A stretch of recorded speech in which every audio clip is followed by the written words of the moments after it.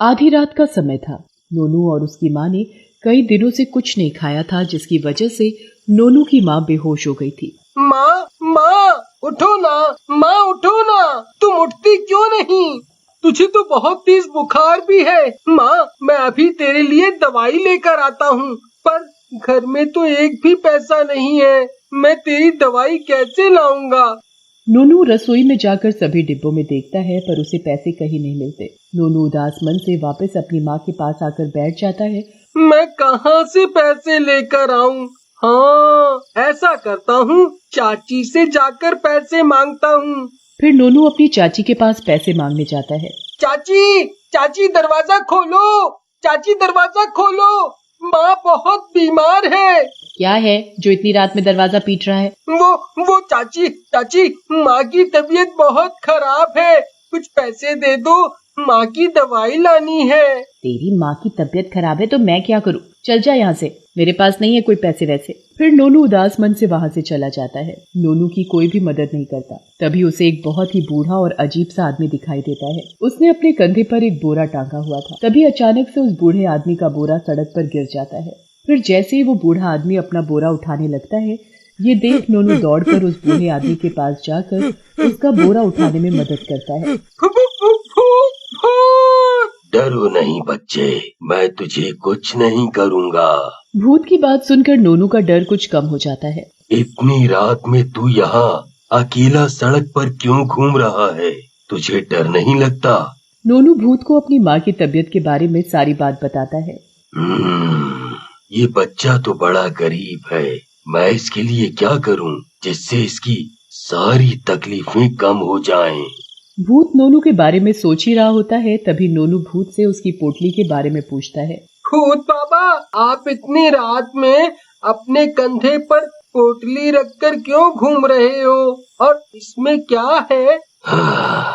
इस पोटली में क्या है वो मैं किसी को नहीं बताता, और ना ही किसी की हिम्मत होती है मुझसे पूछने की। नोनू भूत की बात सुनकर डर जाता है।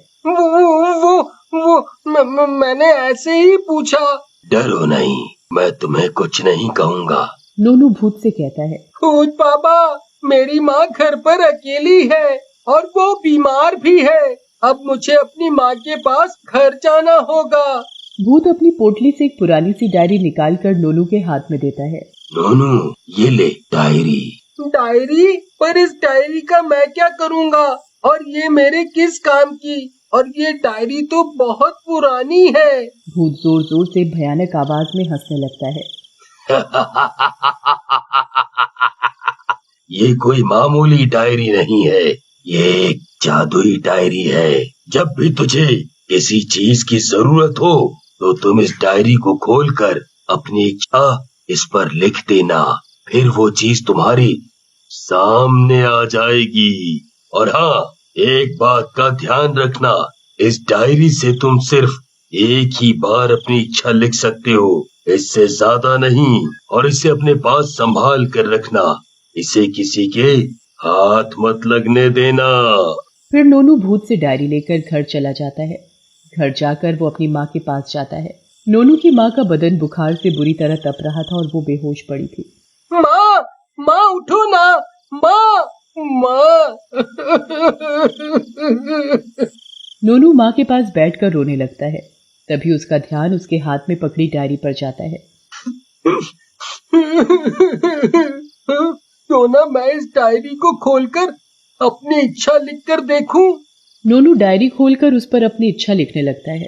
मेरी माँ को जल्दी से ठीक कर दो। नोनू की डायरी में अपनी इच्छा लिखते ही उसकी माँ एकदम ठीक हो जाती है। माँ, तू ठीक हो गई। नोनू अपनी माँ से लिपट कर रोने लगता है। नोनू तू रो मत, मैं बिल्कुल ठीक हूँ। ये देख नोनू की खुशी का ठिकाना नहीं रहता। फिर नोनू अपनी माँ के साथ लिपट कर सो जाता है और कुछ ही देर में सुबह हो जाती है। और अगली सुबह नोनू माँ से कहता है। माँ, भूख लगी है, जल्दी कुछ खाने को दे दो। नोनू की माँ रसोई में रखे सारे डिब्बे खोल कर देखती है। सारे डिब्बे खाली पड़े हैं, किसी में कुछ भी नहीं है। अब मैं नोनू को कैसे खाना? नोनू की माँ नोनू को भूख से बिलखते हुए देखकर रोने लगती है। हाय रे मेरा बच्चा नोनू भूखा है, इसे मैं खाना भी नहीं खिला सकती। नोनू माँ के रोने की आवाज सुनकर माँ के पास आता है और वो देखता है कि घर में कुछ भी खाने के लिए नहीं है। तभी नोनू को एकदम से डायरी के बारे में ध्यान आता है और वो अपनी माँ से कहता है। फिर नोनू डायरी खोलकर उसमें अपनी इच्छा लिखने लगता है। मुझे और मेरी माँ के लिए खाना और कपड़े ला दो। फिर क्या था, देखते ही देखते बढ़िया बढ़िया स्वादिष्ट खाना आ जाता है। ये देखकर नोनू की माँ हैरान हो जाती है। ये सब कैसे? फिर नोनू माँ को भूत बाबा की सारी बात बताता है। अब तो नोनू को जब भी किसी भी चीज की जरूरत होती वो डायरी पर अपनी इच्छा लिखकर मांग लेता और वो इस तरह धीरे धीरे कर कर अमीर होने लगा। ये बात नोनू की चाची को बड़ी अजीब सी लगने लगी थी और वो अपने बेटे से कहती है, मुझे तो कुछ गड़बड़ लगती है।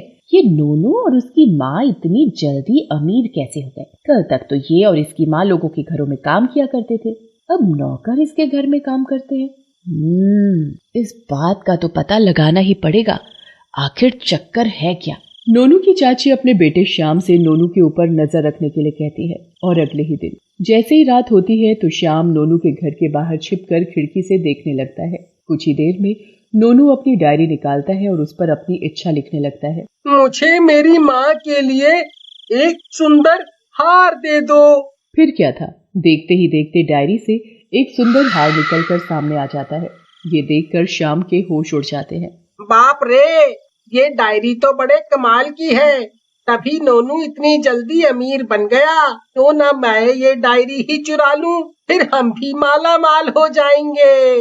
फिर जैसे ही नोनू और उसकी माँ सो जाते हैं तो श्याम खिड़की से कूदकर चुपचाप नोनू की डायरी उठाकर अपने घर ले जाता है और अपनी माँ को सारी बात बताता है। श्याम जल्दी से डायरी खोलकर इस पर अपनी सारी इच्छाएं लिख दे। मुझे सोना चांदी और बहुत सारा पैसा चाहिए और एक बहुत बड़ा घर भी।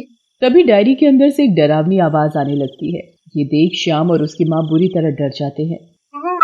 माँ, ये कैसी आवाजें हैं माँ? फिर कुछ देर बाद डायरी से आवाजें आनी बंद हो जाती हैं और श्याम ने जो डायरी में इच्छा लिखी थी वो सब डायरी से निकलकर आने लगता है। ये देख श्याम और उसकी माँ की खुशी का ठिकाना नहीं रहता। ये देख श्याम, हम माला माल हो गए। हाँ माँ, अब हमें कुछ भी काम करने की जरूरत नहीं पड़ेगी, जो भी चाहिए होगा वो ये डायरी हमें दे देगी। फिर श्याम और उसकी माँ डायरी को अलमारी में छुपाकर सो जाते हैं। फिर कुछ देर बाद उस डायरी से अजीब सी आवाज आने लगती है। मेरे पास आओ, मैं तुम्हें और भी माला माल कर दूंगी। आओ आओ। आवाजें आने की वजह से श्याम की नींद खुल जाती है। ये आवाज कैसी? ये तो उसी डायरी से आ रही है, चलकर देखता हूँ। श्याम हिम्मत करके डायरी के पास जाता है। उस डायरी से फिर आवाज आने लगती है। मुझ पर अपनी इच्छा लिखो और दुनिया के सबसे अमीर इंसान बन जाओगे। जल्दी अपनी इच्छा लिखो और माला माल बनो। डायरी की आवाज सुनकर श्याम के मन में लालच आ जाता है और वो डायरी पर जैसे ही अपनी इच्छा लिखता है तो उसमें से भयानक भूत निकलता है।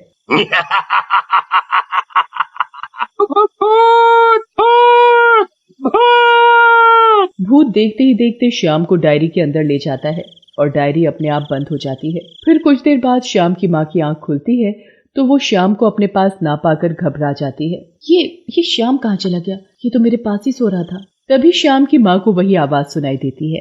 आ जाओ, आ जाओ। ये आवाज तो उस डायरी में से आ रही है। श्याम की माँ डरते डरते डायरी के पास जाती है।